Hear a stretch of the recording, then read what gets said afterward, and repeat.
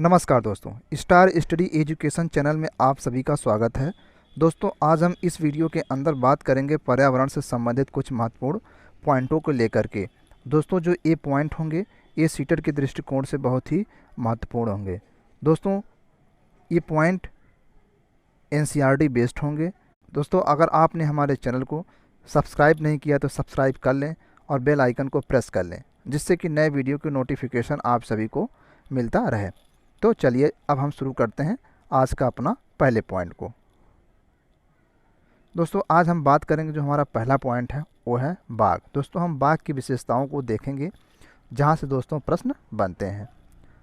बाघ अंधेरे में हमसे यानी मनुष्य से 6 गुना बेहतर देख सकता है। जी हाँ, जो बाघ होता है मनुष्य से अंधेरे में लगभग 6 गुना बेहतर देख सकता है। बाघ की मूछें हवा में हुए कंपन को भांप लेती हैं। जी हाँ, जो बाघ की मूछ होती है वो हवा में हुए कंपन को भांप लेती है और उसे शिकार का बिल्कुल सही स्थिति का पता चल जाता है। और उसे दोस्तों शिकार के बिल्कुल सही स्थिति का पता चल जाता है कि शिकार कहाँ पे है। और दोस्तों, मूछ की सहायता से ये रात में यानी अंधेरे में रास्ता ढूंढने में मदद करता है। जी हाँ दोस्तों, जो मूछ होता है रात में यानी अंधेरे में रास्ता ढूंढने में भी मदद करता है। बाघ अपने इलाके में मूत्र करके अपने गंध छोड़ते जाते हैं। जी हाँ, जो बाघ होते हैं अपने इलाके में मूत्र करके गंध छोड़ते जाते हैं। यह इलाका कई किलोमीटर बड़ा हो सकता है। जी हाँ, ये जो इलाका हो सकता है इनका कई किलोमीटर बड़ा हो सकता है। एक बाघ किसी दूसरे बाघ के मूत्र को झट से पहचान जाता है। फिर उस इलाके में घुसना है या नहीं, यह उस बाघ की मर्जी पर डिपेंड करता है। अब हम इसकी अगली विशेषता को देखते हैं। बाघ मौके के अनुसार अपनी आवाज़ को बदलता रहता है। जी हाँ, बाघ मौके के अनुसार अपनी आवाज़ को बदलता रहता है। जी हाँ, गुस्से में बाघ की आवाज़ जो होती है अलग होती है, और जब उसे बाघिन को बुलाना होता है तो उसकी आवाज़ अलग होती है। बाघ की गुर्राना यानी गर्जना दोस्तों 3 किलोमीटर दूर तक सुना जा सकता है। जी हाँ, जो बाघ की गुर्राना यानी जो गर्जना होता है दोस्तों वो 3 किलोमीटर दूर तक सुनाई पड़ता है।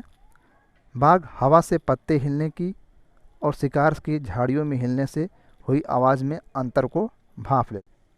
बाघ के दोनों कान बाहर की आवाज़ इकट्ठा करने के लिए अलग अलग दिशाओं में बहुत ज़्यादा घूम भी जाता है। जी हाँ, अब दोस्तों हम बढ़ते हैं, जो हमारा आज का अगला पॉइंट है उस पॉइंट को देखते हैं। और दोस्तों हम बात करते हैं इस्लात के बारे में। जी हाँ दोस्तों, किसके बारे में बात करेंगे? इस्लात के बारे में बात करेंगे और उसकी विशेषताओं के बारे में देखेंगे। ये भालू जैसे दिखते हैं पर भालू नहीं होते हैं। जी हाँ, जो इस्लात होते हैं दोस्तों वो भालू जैसे दिखते तो हैं पर वो भालू नहीं होते हैं। ये दिन के करीब 17 घंटे पेड़ों से उल्टे सिर लटक कर मस्ती के साथ सोते हैं। जी हाँ, जो इस्लात होते हैं ये पेड़ों से लटक करके 17 घंटे दोस्तों मस्ती के साथ सोते हैं। दोस्तों, ये जिस पेड़ पे रहते हैं उसी के पत्ते खाकर पलते हैं। जी हाँ, ये बहुत बड़ी विशेषता इसकी है कि जिस पेड़ पे इस्लात रहते हैं उसी पेड़ के पत्ते खा करके पलते हैं, इसलिए इन्हें कहीं जाने की ज़रूरत नहीं पड़ती है। जब ये अपने पेड़ के सारे पत्ते खा लेते हैं, जी हाँ दोस्तों, जब जिस पेड़ पे रहते हैं उस पेड़ के सारे पत्ते को खा लेते हैं तभी वो पेड़ से नीचे उतरते हैं और दोस्तों दूसरे पेड़ पर जाते हैं। दोस्तों, इनका जो जीवन काल होता है लगभग 40 वर्ष होता है। और दोस्तों पूरे जीवन काल में ये लगभग 8 पेड़ों पर घूमने की तकलीफ़ उठाते हैं। जी हाँ, कितने पेड़ों पर? 8 पेड़ों पर घूमने की तकलीफ़ उठाते हैं। दोस्तों, ये सप्ताह में केवल एक बार शौच करने के लिए पेड़ों से नीचे उतरते हैं। जी हाँ, जो इस्लात होते हैं सप्ताह में केवल एक बार पेड़ों से नीचे उतर करके शौच करने के लिए उतरते हैं। अब हम बात करते हैं दोस्तों, जो हमारा अगला पॉइंट है उस पॉइंट के बारे में हम बात करेंगे। अब हम शेर के बारे में बात करेंगे, इसकी विशेषताओं को देखेंगे। इसको जंगल का राजा कहा जाता है। जी हाँ, जो शेर को जंगल का राजा कहा जाता है। दोस्तों, इसकी जो आयु होती है उम्र होती है लगभग 14 वर्ष की होती है। जी हाँ, जो शेर की उम्र होती है लगभग 14 वर्ष की होती है। ये भूरे रंग का होता है। जी हाँ, जो शेर होते हैं ये भूरे रंग के होते हैं। यह भी अपनी मूंछों की मदद से शिकार का पता लगा लेता है। जी हाँ दोस्तों, यह भी यानी दोस्तों बाघ तो अपने मूंछ के सहारे से शिकार का पता लगाता ही था, शेर भी दोस्तों अपने मूंछ की मदद से शिकार का पता लगा लेता है और अंधेरे में रास्ता भी ढूंढ लेता है। जी हाँ, और मूंछ की सहायता से अंधेरे में रास्ता भी ढूंढ लेता है। अपने कानों की मदद से यह अपने शिकार की धीमे से धीमी आवाज़ को सुन लेता है। जी हाँ, जो शेर होता है अपने कान की मदद से शिकार की धीमी से धीमी आवाज़ को दोस्तों सुन लेता है। अब हम इसकी अगली विशेषता को देखते हैं दोस्तों। अंधेरे में यह मनुष्य से 6 गुना बेहतर देख सकता है। जी हाँ दोस्तों, जो शेर होता है यह भी अंधेरे में मनुष्य से लगभग 6 गुना बेहतर देख सकता है। इसके बच्चे का वजन पैदा होने पर दोस्तों 1 से 2 किलो का होता है। इसके बच्चे का वजन दोस्तों पैदा होने के समय लगभग 1 से 2 किलो का होता है। शेरनियाँ और बच्चे समूह में रहते हैं। दोस्तों ये बहुत बड़ी विशेषता इसकी है। जो शेरनी होती है और बच्चे समूह में रहते हैं। शेरनी दोस्तों समूह को नेतृत्व करती है। शेरनी नेतृत्व करती है। जी हाँ दोस्तों, जो शेरनी होती है समूह की नेता होती है और वह समूह को लीड करती है, उसका नेतृत्व करते हैं। शेर के नर बच्चे 2 से 3 साल बाद अपने समूह को छोड़ देते हैं। जी हाँ, जो शेर के नर बच्चे होते हैं दोस्तों अपने समूह को 2 से 3 साल बाद छोड़ देते हैं। शेर अपने मूत्र की सहायता से अपने इलाके को पहचान लेता है। जी हाँ, शेर दोस्तों अपने मूत्र की गंध से अपने इलाके यानी अपने क्षेत्र को पहचान लेता है। शेर की दहाड़ दोस्तों बहुत दूर तक सुनाई पड़ती है। जी हाँ दोस्तों, जो शेर की दहाड़ होती है बहुत दूर तक सुनाई पड़ती है। और दोस्तों शेर क्या होता है, मांसाहारी होता है। अब हम दोस्तों बढ़ते हैं आज के अपने अगले पॉइंट की ओर और हम बात करेंगे अब व्हेल के बारे में। जी हाँ दोस्तों, व्हेल के बारे में बात करेंगे। इसकी विशेषताओं को दोस्तों हम देखते हैं। यह पानी में रहती है परंतु स्तनधारी है। जी हाँ दोस्तों, जो व्हेल होती है ये पानी में रहती है और यह स्तनधारी होती है क्योंकि दोस्तों ये बच्चे को जन्म देती है। जी हाँ, जो व्हेल होती है ये बच्चे को जन्म देती है। ब्लू व्हेल पृथ्वी की सबसे बड़ी जानवर है। जी हाँ दोस्तों, जो ब्लू व्हेल है पृथ्वी की सबसे बड़ी जानवर है और दोस्तों यह फेफड़ों से सांस लेती है। जी हाँ, व्हेल मछली जो होती है, व्हेल जो होती है फेफड़ों से सांस लेती है। इसकी आयु लगभग 90 वर्ष होती है। जी हाँ दोस्तों, व्हेल की जो आयु होती है लगभग 90 वर्ष होती है। दोस्तों अब हम बात करते हैं डॉल्फिन के बारे में। जी हाँ दोस्तों, हमारा जो अगला पॉइंट है डॉल्फिन। अब हम डॉल्फिन के बारे में बात करेंगे। दोस्तों ये भी पानी में रहती है। जी हाँ, जो डॉल्फिन होती है ये भी पानी में रहती है परंतु स्तनधारी है क्योंकि ये बच्चे को जन्म देती है। जी हाँ दोस्तों, यह भी बच्चे को जन्म देती है। यह फेफड़ों से सांस लेती है। जी हाँ, जो डॉल्फिन होती है यह भी फेफड़ों से सांस लेती है। इसकी जो आयु होती है लगभग 50 वर्ष होती है। जी हाँ, डॉल्फिन मछली जो होती है इसकी जो आयु होती है लगभग 50 वर्ष होती है। अंधी डॉल्फिन यानी सुनसु भारत का राष्ट्रीय जलीय जीव है। जी हाँ, जो अंधी डॉल्फिन सुनसु भारत की राष्ट्रीय जलीय जीव है। यह एक बुद्धिमान है और दोस्तों ये मनुष्य के साथ बहुत ही जल्दी घुल मिल जाती है और यह सर्वाहारी भी होती है। जी हाँ दोस्तों, जो डॉल्फिन होती है ये क्या होती हैं, सर्वाहारी होती हैं। दोस्तों अब हम बात करते हैं सांप के विशेषताओं के बारे में। जी हाँ दोस्तों, सांप की विशेषताओं को हम देखेंगे। हमारे देश में पाए जाने वाले सांपों में केवल 4 तरह के सांप पाए जाते हैं। जी हाँ दोस्तों, हमारे देश यानी भारत में केवल 4 प्रकार के जहरीले सांप पाए जाते हैं।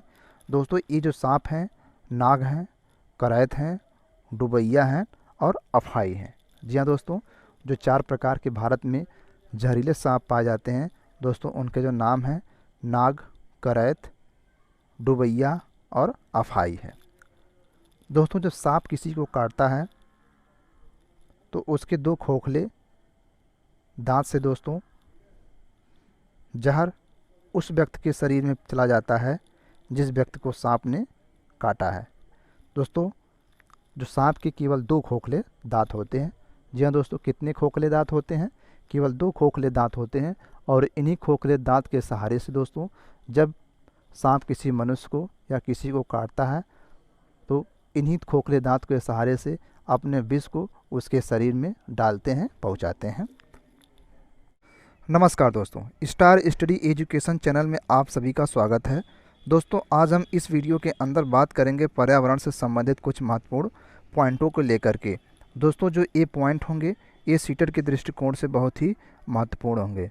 दोस्तों ये पॉइंट एनसीईआरटी बेस्ड होंगे।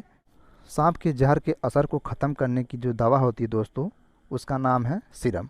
दोस्तों जो सीरम होता है यह भी सांप के जहर से ही बनाया जाता है। जी हाँ दोस्तों, जो सीरम होता है यह भी सांप के जहर से ही बनाया जाता है।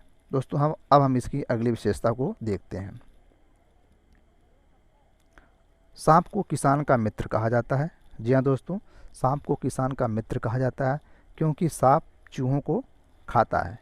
जी हाँ दोस्तों, सांप को किसान का मित्र कहा जाता है क्योंकि दोस्तों जो सांप होता है चूहों को खाता है। दोस्तों चूहे जो होते हैं किसान के फसल को बर्बाद कर देते हैं, इसलिए दोस्तों सांप को किसान का मित्र कहा जाता है। सांप के मांस को हांगकांग के लोग बहुत शौक के साथ खाते हैं, बहुत चाव से। दोस्तों सांप के मांस को, जी हाँ दोस्तों, बहुत बड़ी इम्पोर्टेंट पॉइंट यहाँ से निकल के आ रहा है। सांप के मांस को लिंगहू फेन के नाम से जाना जाता है। जी हाँ दोस्तों, किसके नाम से जाता है? लिंगहू फेन के नाम से सांप के मांस को जाना जाता है। अब हम बढ़ते हैं दोस्तों, जो हमारा अगला पॉइंट है उसको हम देखते हैं। दोस्तों अब हम बात करेंगे क्रोटन वृक्ष के बारे में। क्रोटन वृक्ष की विशेषताओं को दोस्तों हम जानेंगे। यह पौधा बता देता है कि फसल को कब पानी देनी चाहिए। जी हाँ दोस्तों, जो क्रोटन का पौधा होता है ये बता देता है कि फसल को कब पानी देनी चाहिए। दोस्तों जो क्रोटन का पौधा होता है, जो हमारा मुख्य फसल होता है, उस फसल के साथ दोस्तों बो दिया जाता है, इनको लगा दिया जाता है। दोस्तों जब इनकी पत्तियां मुरझाने लगती हैं तो समझ लेना चाहिए कि फसल को पानी की अब आवश्यकता है। जी हाँ दोस्तों, इस पौधे को मुख्य फसल के साथ बो दिया जाता है। जो क्रोटन पौधा होता है इसकी जो जड़ें होती हैं ज़मीन में नीचे नहीं जाती हैं। जब इस पेड़ के पत्ते मुरझाने लगते हैं तब पता चल जाता है कि फसल को पानी की ज़रूरत है। दोस्तों अब हम बात करते हैं अगले पॉइंट के बारे में। और जो हमारा अगला पॉइंट है दोस्तों वो है लाइकेन। जी हाँ दोस्तों, लाइकेन की विशेषताओं के बारे में अब हम जानेंगे। यह सहजीवता, जी हाँ दोस्तों, सबसे पहले हम सहजीवता के बारे में बात करेंगे। दोस्तों सहजीवता का जो अर्थ होता है 2 जीव एक साथ रहे और दोस्तों दोनों जीव परस्पर एक दूसरे को लाभ पहुंचाएं। दोस्तों यही क्या होता है? सहजीवता होता है। लाइकेन 2 जीवों शैवाल और कवक से मिलकर बना है। शैवाल भोजन बनाता है तथा कवक शैवाल को आश्रय प्रदान करता है। जी हाँ दोस्तों, शैवाल भोजन बनाता है और कवक शैवाल को आश्रय प्रदान करता है। लाइकेन को वायु प्रदूषण का प्राकृतिक सूचक माना जाता है। जी हाँ दोस्तों, लाइकेन को वायु प्रदूषण का प्राकृतिक सूचक माना जाता है। जहाँ वायु में सल्फर डाइऑक्साइड की मात्रा अधिक होती है, जी हाँ दोस्तों, जहाँ पे सल्फर डाइऑक्साइड की मात्रा अधिक होती है दोस्तों वहाँ पर लाइकेन के वृक्ष नहीं उगते हैं। जी हाँ दोस्तों, वहाँ पे लाइकेन के वृक्ष नहीं उगते हैं, अर्थात दोस्तों वहाँ पर वायु प्रदूषण अधिक है। दोस्तों अब हम इसकी अगली विशेषता को देखते हैं। दोस्तों जानवरों में भी, जी हाँ दोस्तों, जानवरों में भी सहजीवता का उदाहरण देखने को मिलता है। जी हाँ दोस्तों, जानवरों में भी सहजीवता का उदाहरण देखने को मिलता है। जैसे बगुला भैंस की पीठ पर बैठकर उसके शरीर पर मौजूद कीटों को खाता है। दोस्तों इससे बगुले को भोजन भी मिल जाता है और भैंस की सफाई भी हो जाती है। जी हाँ दोस्तों, इससे जो बगुला होता है उसको भोजन भी मिल जाता है और भैंस के जो पीठ पे जो कीट होते हैं उनकी सफाई भी हो जाती है। दोस्तों अब हम शिकारी पौधे के बारे में बात करते हैं। दोस्तों कुछ पौधे ऐसे भी होते हैं जो चूहे, मेंढकों, कीड़े मकोड़े और छोटे जीवों को शिकार कर लेते हैं। जी हाँ दोस्तों, कुछ ऐसे पौधे होते हैं जो चूहों, मेंढकों और कीड़े मकोड़ों को दोस्तों शिकार कर लेते हैं। दोस्तों इन्हीं को क्या बोलते हैं? शिकारी पौधा बोलते हैं। दोस्तों इनमें से सबसे जो मशहूर पौधा है उसका नाम है दोस्तों, जी हाँ दोस्तों, निफेंथिस जो पौधा है वो बहुत ही मशहूर पौधा है दोस्तों, और यह एक शिकारी पौधा का प्रकार है। दोस्तों यह ऑस्ट्रेलिया, इंडोनेशिया और भारत के मेघालय राज्य में पाया जाता है। जी हाँ दोस्तों, जो नेपेथिन्स पौधा दोस्तों ऑस्ट्रेलिया, इंडोनेशिया और भारत के मेघालय राज्य में पाया जाता है। दोस्तों इसका आकार जो होता है लंबे घड़े जैसा होता है। जी हाँ दोस्तों, इसका जो आकार होता है लंबे घड़े जैसा होता है। इसके ऊपर पत्ती का ढक्कन लगा होता है। दोस्तों अब हम इसकी अगली विशेषता को देखते हैं।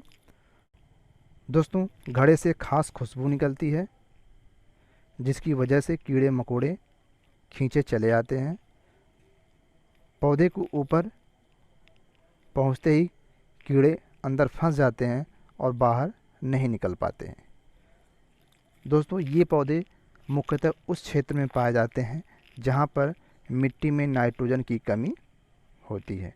जी हाँ दोस्तों, जो निफेथिन्स पौधा होता है दोस्तों उन क्षेत्रों में पाए जाते हैं जहां पर मिट्टी में नाइट्रोजन की कमी होती है। दोस्तों अब हम अगली पॉइंट की ओर बढ़ते हैं। दोस्तों अब हम बात करेंगे मृत सागर के बारे में। जी हाँ दोस्तों, किसके बारे में बात करेंगे? मृत सागर के बारे में बात करेंगे। वैसे तो सभी सागरों के पानी में नमक होता है। जी हाँ दोस्तों, जो सागर का पानी होता है दोस्तों उसमें नमक पाया जाता है, लेकिन मृत सागर दुनिया का सबसे नमकीन सागर माना जाता है। जी हाँ दोस्तों, लेकिन जो मृत सागर है ये दुनिया का सबसे नमकीन सागर है। दोस्तों लगभग 1 लीटर पानी में 300 ग्राम नमक पाया जाता है। जी हाँ दोस्तों, जो मृत सागर का जो पानी है दोस्तों, अगर 1 लीटर पानी को लिया जाए तो उसमें लगभग 300 ग्राम नमक पाया जाता है। दोस्तों अब हम अगली विशेषता के बारे में जानेंगे। दोस्तों हमारा जो अगला पॉइंट है जंगल अधिकार कानून 2007 के बारे में बात करेंगे। जी हाँ दोस्तों, जंगल अधिकार कानून 2007 के बारे में बात करेंगे। यह कानून आदिवासियों को जंगल पर उसका हक दिलाता है। जी हाँ, जो जंगल अधिकार कानून 2007 है दोस्तों, यह आदिवासियों को जंगल पर उनका हक दिलाता है। जो लोग कम से कम 25 साल से जंगल में रह रहे हों उनका वहाँ के जंगल और वहाँ पर पैदा होने वाली चीज़ों पर हक है। उन्हें जंगल से न हटाया जाए। जंगल बचाने का काम भी उनकी ग्राम सभा करेगी। दोस्तों अब हम बढ़ते हैं, जो हमारा अगला पॉइंट है उसको हम देखते हैं। दोस्तों अब हम मनुष्य के घर के बारे में बात करेंगे। जी हाँ दोस्तों, किसके बारे में बात करेंगे? मनुष्यों के घर के बारे में बात करेंगे। और दोस्तों जो सबसे पहला हमारा प्रकार है वो है मिट्टी के घर। जी हाँ दोस्तों, मिट्टी के घर कहाँ पाए जाते हैं और इसकी क्या क्या विशेषताएँ होती हैं उन सब चीज़ों को हम कवर करेंगे। मिट्टी के घर प्रायः गाँव क्षेत्र में पाया जाता है। जी हाँ दोस्तों, जो मिट्टी के घर होते हैं प्रायः गाँव में पाए जाते हैं। मिट्टी के घर उन जगहों पर भी पाए जाते हैं जहाँ पे ज़्यादा गर्मी पड़ती है। जी हाँ दोस्तों, जो मिट्टी के घर होते हैं उन जगह पे भी पाए जाते हैं जहाँ पे गर्मी बहुत अधिक पड़ती है, जैसे दोस्तों राजस्थान। दोस्तों इन घरों की जो दीवारें होती हैं बहुत ही मोटी होती हैं ताकि गर्मी अंदर न आ सके। जी हाँ, इस घर की जो दीवारें होती हैं बहुत ही मोटी होती हैं जिससे कि गर्मी अंदर ना आ सके। जो इस प्रकार के जो घर होते हैं इनकी जो छतें होती हैं झाड़ियों या छप्पर की बनी होती हैं। कुछ घरों की छत में नीम या कीकर लकड़ी का प्रयोग किया जाता है। जी हाँ दोस्तों, कुछ घरों में नीम की लकड़ी या कीकर की लकड़ी का प्रयोग किया जाता है जिससे कि कीड़े ना लगे। इन घरों को समय समय पर लीपा जाता है। जी हाँ दोस्तों, इन घरों को समय समय पर लीपा जाता है ताकि मिट्टी टूटे नहीं। और दोस्तों जो घरों के फर्श होते हैं वो गोबर से लीपा जाता है ताकि कीड़े न अंदर आ जाए। जी दोस्तों, घर के फर्श को गोबर से लीपा जाता है ताकि घर में कीड़े न आ जाएं। दोस्तों मिट्टी को मजबूत बनाने के लिए उसमें भूसा भी मिलाया जाता है। दोस्तों हमारा जो अगला पॉइंट है, बांस या लकड़ी के बने घर के बारे में हम बात करेंगे। इस प्रकार के घर उस क्षेत्र में बनाए जाते हैं जहां बारिश बहुत अधिक होती है। जी हाँ दोस्तों, इस प्रकार के घर उस क्षेत्र में बनाए जाते हैं जहां बारिश बहुत अधिक होती है। ये ज़मीन से 10 से 12 फुट ऊंचे बांस के मजबूत खंभे पर बनाए जाते हैं। जी हाँ दोस्तों, इस प्रकार के जो घर होते हैं बांस के 10 से 12 फुट ऊंचे बांस के खंभों पर दोस्तों बनाए जाते हैं ताकि बाढ़ आने पर घर को कोई नुकसान न हो, कोई क्षत न हो। दोस्तों इस प्रकार के जो घर होते हैं भारत के असम जैसे राज्य में बनाए जाते हैं जहां दोस्तों बारिश बहुत अधिक होती है। दोस्तों अब हम बात करेंगे अगले घर की विशेषता के बारे में बात करेंगे। दोस्तों अब हम पत्थर या लकड़ी के घर के बारे में बात करेंगे। जी हाँ दोस्तों, पत्थर या लकड़ी के घर के बारे में बात करेंगे। इस प्रकार के घर दोस्तों पहाड़ी इलाकों में बनाए जाते हैं। जी हाँ, जो पत्थर या लकड़ी के घर होते हैं दोस्तों पहाड़ी इलाकों में बनाए जाते हैं। इन इलाकों में बारिश भी होती है और बर्फ़ भी पड़ती है। जी हाँ दोस्तों, इस प्रकार के जो इलाके होते हैं वहाँ पे बारिश भी होती है और बर्फ़ भी पड़ती है। इन घरों की छत ढलवा होती है। जी हाँ दोस्तों, इस प्रकार की जो घर होते हैं उनकी जो छत होती है वो ढलवा होती है ताकि बारिश का पानी या बर्फ़ नीचे गिर जाए। कहीं कहीं छत पर समतल भी होती है। जी हाँ दोस्तों, और जो कहीं कहीं जो छत होती है वो क्या होती हैं, समतल भी होती हैं। पत्थरों के घर पर चूने की पुताई होती है। जी हाँ दोस्तों, जो पत्थर के घर होते हैं चूने से उसकी पुताई भी होती है ताकि कीड़े न आए। ये घर एक मंजिल या फिर 2 मंजिल के हो सकते हैं। जी हाँ दोस्तों, जो पत्थर या लकड़ी के घर होते हैं दोस्तों 1 मंजिल के हो सकते हैं या फिर 2 मंजिल के हो सकते हैं।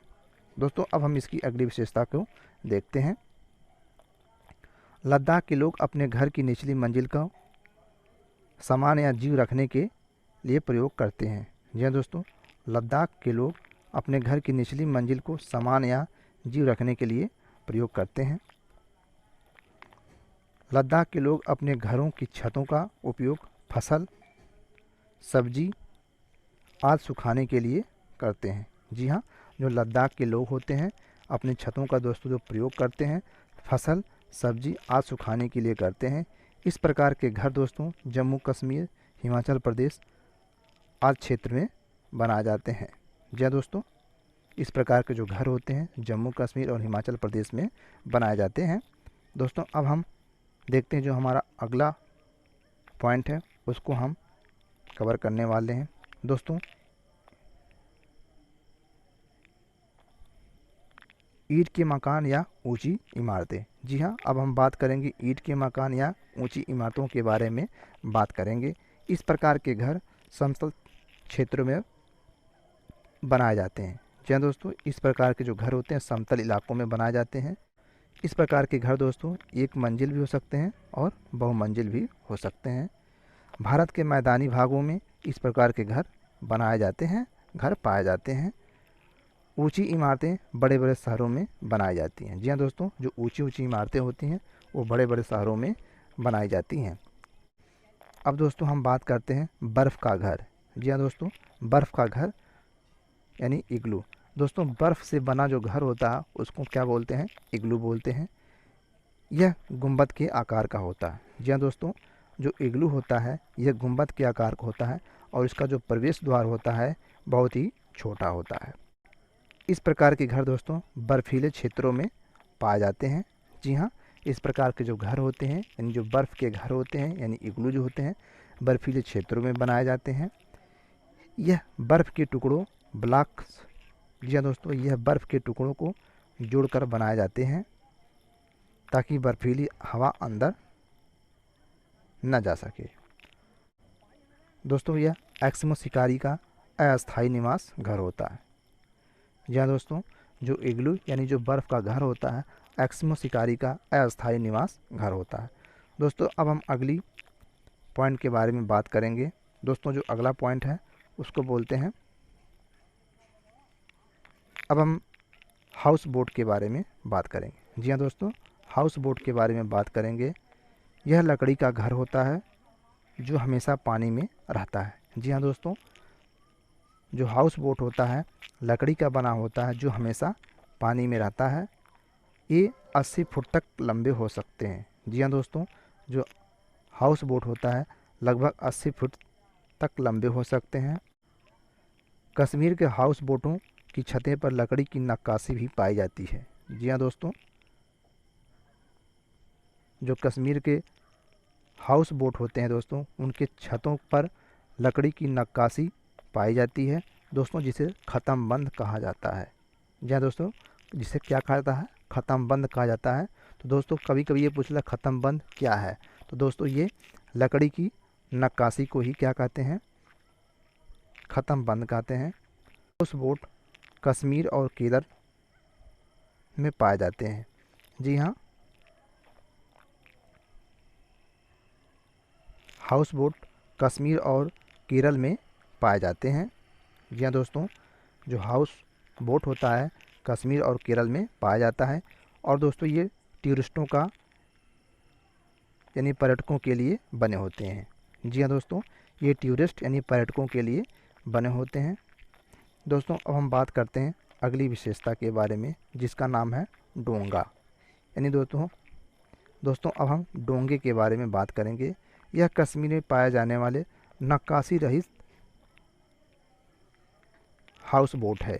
जी हाँ दोस्तों, कश्मीर में पाए जाने वाली नक्काशी रहित हाउस बोट के ही दोस्तों क्या बोलते हैं, डोंगा बोलते हैं। इसमें वहाँ के स्थानीय लोग रहते हैं। जी हाँ दोस्तों, इसमें वहाँ के स्थानीय लोग रहते हैं। इसमें अलग अलग कमरे भी होते हैं। जी हाँ दोस्तों, इसमें अलग अलग कमरे भी होते हैं। अब हम दोस्तों अगली विशेषता को देखेंगे। अब हम बात करते हैं टेंट के बारे में। जी हाँ दोस्तों, टेंट की विशेषता को बारे में हम देखते हैं। दोस्तों यह लोगों का अस्थायी निवास होता है। जी हाँ, जो टेंट होता है ये लोगों का अस्थायी निवास होता है। यह अलग अलग क्षेत्रों में अलग अलग चीज़ों से बनाया जाता है। जी हाँ दोस्तों, जो टेंट होता है अलग अलग क्षेत्रों में अलग अलग चीज़ों से बनाया जाता है। शहरों में गरीब लोग प्लास्टिक का टेंट डाल लेते हैं। जी हाँ दोस्तों, जो शहर के लोग होते हैं, जो शहर के गरीब लोग होते हैं प्लास्टिक का टेंट डाल लेते हैं। कहीं कहीं टेंट कपड़े के भी बने होते हैं। जी हाँ दोस्तों, कहीं कहीं पर जो टेंट होते हैं वो कपड़ों के बने होते हैं। पर्वतारोहियों के टेंट 2 तह वाली प्लास्टिक शीट के बनते हैं। जी हाँ दोस्तों, जो पर्वतारोही होते हैं उनके जो टेंट होते हैं 2 तह वाली प्लास्टिक शीट के बने होते हैं ताकि दोस्तों उनको ठंड ना लगे। दोस्तों जो 2 तह वाली प्लास्टिक शीट होती है दोस्तों, दोनों तहों के बीच में एयर आ जाता है दोस्तों, और जो एयर होता है वो ऊष्मा का बैड कंडक्टर होता है जिससे ऊष्मा का आदान और प्रदान नहीं हो पाता है। और दोस्तों जो अंदर का टेम्परेचर होता है वह मेंटेन रहता है और जो पर्वतारोही होते हैं उनको ठंड नहीं लगता है। अब हम इसकी अगली विशेषता को देखते हैं, लद्दाख की चांगपा जनजात। जी हाँ दोस्तों, लद्दाख की चांगपा जनजात के लोग याक के बालों की पट्टियों से टेंट बनाते हैं जिसे रेबो कहते हैं। जी हाँ, जो लद्दाख की दोस्तों एक जनजाति है जिसका नाम है चांगपा। यहाँ के लोग दोस्तों याक के बालों की पट्टियों से टेंट बनाते हैं और जिसे दोस्तों क्या बोलते हैं, रेबो बोलते हैं। अब हम दोस्तों देखते हैं अगले पॉइंट को, हवेली, महल और किले के बारे में हम बात करते हैं। जी हाँ, हवेली, महल और किले के बारे में बात करते हैं। इनका निर्माण राजा, महाराजा, जमींदार या अमीर लोग करवाते थे। जी हाँ दोस्तों, हवेली, महल और किले का जो निर्माण दोस्तों करवाते थे राजा, महाराजा, जमींदार लोग करवाते थे। ये बहुत बड़े होते थे, इनमें कई सारे कमरे भी होते हैं। जी हाँ दोस्तों, जो हवेली होती थी ये बहुत बड़े होते थे और इनमें कई सारे कमरे भी होते थे। इनकी छतों में, दीवारों, दरवाज़ों और खंभों पर खूबसूरत नक्काशियाँ पाई जाती थी। जी हाँ दोस्तों, हवेली, महल, किले की जो दीवारें होती थी, छत होती थी या दरवाजे होते थे दोस्तों, उस पर खूबसूरत नक्काशियाँ पाई जाती हैं। इसमें पत्थर और लकड़ियों का बहुत ज़्यादा उपयोग होता है। जी हाँ, इसको बनाने में पत्थर और लकड़ियों का बहुत ज़्यादा इस्तेमाल होता है, बहुत ज़्यादा उपयोग होता है। दोस्तों, अगर आपको हमारा ये वीडियो पसंद आया हो तो वीडियो को लाइक और शेयर करना ना भूलें। Thanks for watching.